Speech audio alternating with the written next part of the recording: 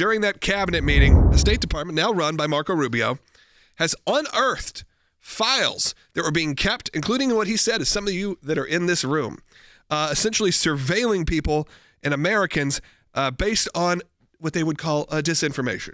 That's right. So this was a program under the Global Engagement Center, which was a working group within the State Department, which has now been shuttered by Marco Rubio as Secretary of State. And the purpose of this center was supposed to be fighting propaganda, foreign disinformation. It's the State Department. Its entire focus is foreign policy. However, what they were doing was building dossiers, the Democrats' favorite thing in the world, a good old dossier, on American citizens, people they were accusing as serving as, quote, vectors of disinformation. Now, that's a terrifying phrase to read, a vector of disinformation. That feels like one step away of calling American citizens enemies of the state by using free speech, by talking on social media platforms. This is another censorship move. And of course, that room was filled with a lot of heavy hitters. Tulsi Gabbard, which we know was put on the Quiet Skies program. We helped her out there. We know people like Elon Musk, who are typically in that room. A lot of heavy hitters, as I said. And to know that this wasn't just a, hey, we are monitoring what's going on outside of our country. You know, we're making sure things are safe. We're going after people within our own border. Not only that, high-level people. That's right. And the State Department is supposed to be the executive branch that carries out the foreign policy of the United States. And what we're learning is that State Department was monitoring and building dossiers on Americans. And they were accusing them of serving as, quote, vectors of disinformation. This isn't the State Department watching the Russians. This is them watching you.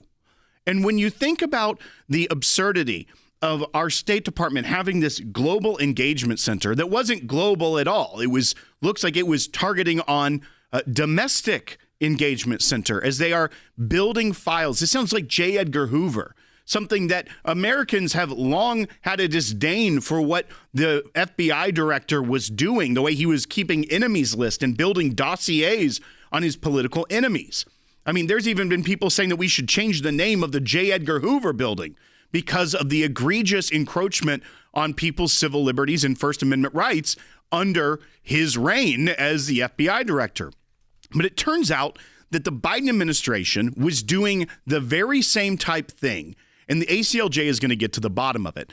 We've already tasked our FOIA team to getting a FOIA prepared to get out to the State Department. We're also looking at potentially sending it to the CIA because we know that many times the State Department is doing activity that is related to the Central Intelligence Agency. You learned a lot about that in the JFK files, how the State Department embassy in France was more than half CIA operatives during that time period. So we know that they work closely. And when this all comes down to it, if there is State Department surveillance, CIA surveillance potentially on American citizens, that is way outside the bounds of law.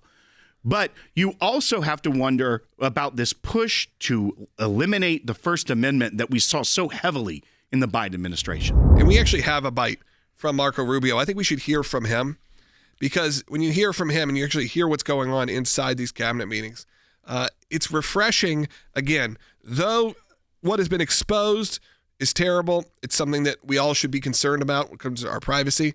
We also should be relieved that we have people in power right now who are willing to at least tell us what's going on. Marco Rubio is actually talking right now live with the Canadian Prime Minister as President Trump is meeting with him, the brand new Canadian Prime Minister, at the White House. These meetings are occurring. Things are happening like this. Again, at least you have an administration that will sit down with people to try to get things handled, that isn't immediately jumping into wars, isn't immediately jumping in to these fights. Now, of course, there's been the tariffs. There's been other things that have been controversial for sure.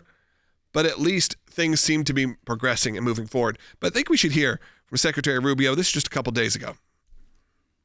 We had an office in the Department of State whose job it was to censor Americans, to monitor the social media posts and commentary of American citizens, to identify them as vectors of disinformation. There's at least one person at this table today who had a dossier in that building. of social media posts to identify them as purveyors of disinformation. We are going to turn over these dossiers to the individuals. We know that the best way to combat disinformation is freedom of speech and transparency. I mean, again, sort of a refreshing statement to wrap that up on an unfortunate truth. That's right. And once again, it's shocking that they were keeping dossiers. But in some level, it's not as shocking as it should be. Because you remember the Disinformation Governance Board. We even talked about Nina Jankowicz going over to Europe back and saying, you got to push back against this authoritarian state. You remember that fact checkers were funded by the government to fact check posts online. The pressure campaigns that we saw on Twitter, Facebook, YouTube, all of that is a part of the same architecture. This is surveillance state masquerading as national security. They are so afraid of First Amendment rights of the American people, of their political enemies. They're the one making enemies lists. They're the one making dossiers to take down people. This should not be happening in the United States of America. This wasn't law enforcement analyzing a threat to someone that's posting things online that are threatening or I may go do something or self-harm, any of that. This is people analyzing political speech in the State Department, the foreign policy branch, and creating files on them. This isn't law enforcement trying to stop a crime. And you know what? Maybe if you look at how widespread this was between the State Department, Department of Homeland Security, and all of these agencies that were working against your First Amendment right, you have to wonder, if the State Department was more focused under the Biden administration on stopping Russian aggression and stopping Hamas and stopping Iran, maybe we wouldn't be in such a bad place in the Middle East and in Europe that we are today, because they weren't watching the Russians. They were watching you.